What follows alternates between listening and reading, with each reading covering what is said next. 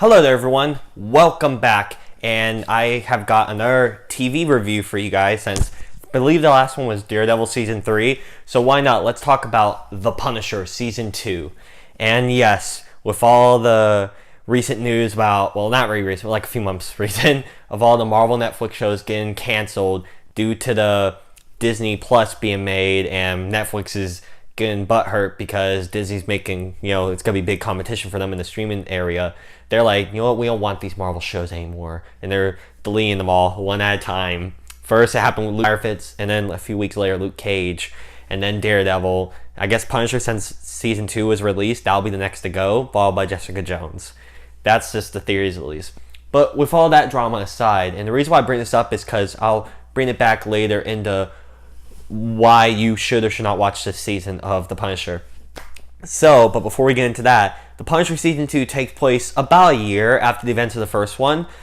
Frank's going along, doing his thing, and he gets roped up in this series of events where there is a bunch of these guns for hire basically sent to kill this one girl. So obviously he doesn't want that to happen. He won't let that happen. So he gets in the way, and then he becomes involved.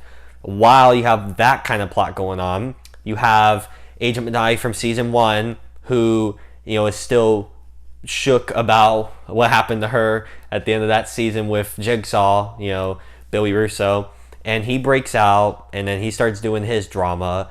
And both of these side plots in their own season would be pretty good because both of them have moments of excellence. But around episode 4, episode 5, the show starts to lose me, unfortunately. Which sucks too, because the first 3 episodes I was really getting into it, and I was having a great time. That's not to say that throughout episodes 4 to 13, there's some good moments in there, because there is. But overall, I found this season to be very disappointing. So I'll talk about the goods first. First, some of the performances, like Jon Bernthal as the Punisher, fantastic. He makes this role his own. It's like Hugh Jackman as Wolverine, or Robert Downey Jr. as Iron Man, or Ryan Reynolds as Deadpool. Like, you can't really replace these guys. They were made for their character. And that's no exception here. He is one of the best Punishers I think you could have gotten. He does a terrific job. And just whenever he's about to speak, he does those mannerisms, like someone that's struggling with PTSD and traumatic stuff that's happened to him. He does the role beautifully. He does a great job. And another surprise was Ben Barnes coming back from Season 1 as Billy Russo, who plays this fractured, broken man trying to pick up the pieces of what he lost in his memories, while also showing his old ways of how just much of an awful person he is. And I thought the performances from those two, and also Josh Stewart as the Pilgrim, who's basically the new antagonist this season, amazing. These 3 performances alone, I would recommend you should watch this season.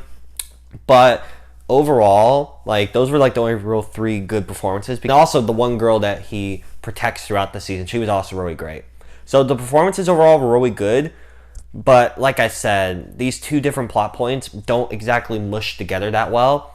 And it felt kind of annoying, honestly.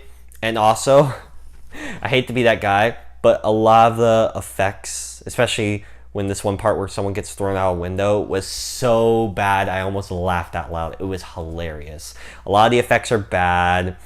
A lot of the plot points are so stupid, and you're like, why is this happening? There's just a lot of filler. Definitely a lot of filler, especially once they get to New York, I was like, oh no. And that was my main problem, was the pacing was dragged out. This did not need to be 13 episodes. It took me, I watched the first 3 episodes, I binged those, and the reason why this took so long is that I took a few days off because I got so bored. That's not supposed to happen in shows, especially action-packed Marvel shows like this. That's not good. And that sucks, because Season 1 was alright. I really liked Season 1. And this has, like I said, some good moments in it, but overall, I felt really underwhelmed.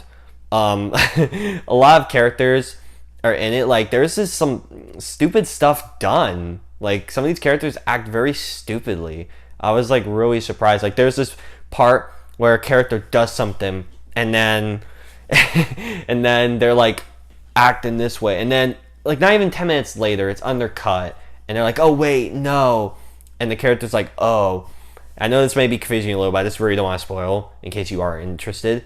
And also, like it's trying to decide what main plot point is important, the Billy Russo stuff or the Pilgrim and all of his gang members and all going after the girl. And then there's this whole other plot with this family, and I was like, that came in like episode 7 or 8, so I was like, what in the world?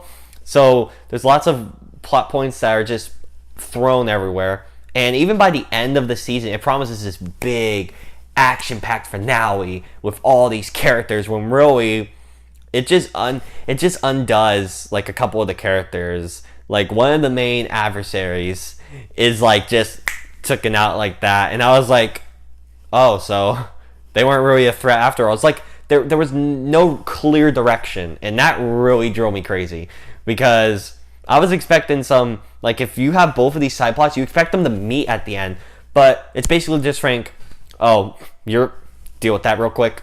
Okay, now let's go deal with the real stuff. I was like, oh my goodness, stupid stuff like that. You have some of the characters that are from the other shows, like that one detective guy or Turk, that are connective tissues that really don't need to be there. Karen Page comes back for one episode, and what she did was alright. I mean, they gave her a reason to be there, but again, there was no need for her. And it's just, there's so many obvious mistakes here that I was really disappointed, because the action was great. Like, especially that first episode, that was great. There was some really great stuff like on the highway or at the warehouse. Like, there's some really great action here. The performances, especially from those main 3 guys, were great, and the girl. And the storylines, like for some of it, like the first 3 episodes, I was really hooked. But through there's some slimmers of, goodness, but overall it just loses us. And by the end, I'm like, thank goodness it's over. And luckily, it doesn't really end on a cliffhanger. It just ends. So there isn't really... They aren't going to make season 3, obviously. I'm pretty sure this will get canceled in a month or so, however long they want to wait. But yeah, like I said, this is a very disappointing, end to The Punisher. But there were some good moments in it, so if you want to check it out, I recommend it. But that's just the real thing. It was disappointing. But still, it wasn't necessarily bad, because I could see the good elements there. It's just, what a letdown. So everyone, those were my thoughts on The Punisher Season 2. What do you all think of it? If you have watched it, I would love to hear your thoughts down below in the comments. If you want to hit the subscribe button so you can get more content for when I upload, that'll be great. And also, if you want to hit the bell so you can know when I upload. And also, if you want to follow me on Twitter, it's SoraSable or @SableSora. Again, thank you all for watching, and I might be seeing a movie this weekend. We'll have to see, but anyways, I hope you all have a great one. Bye.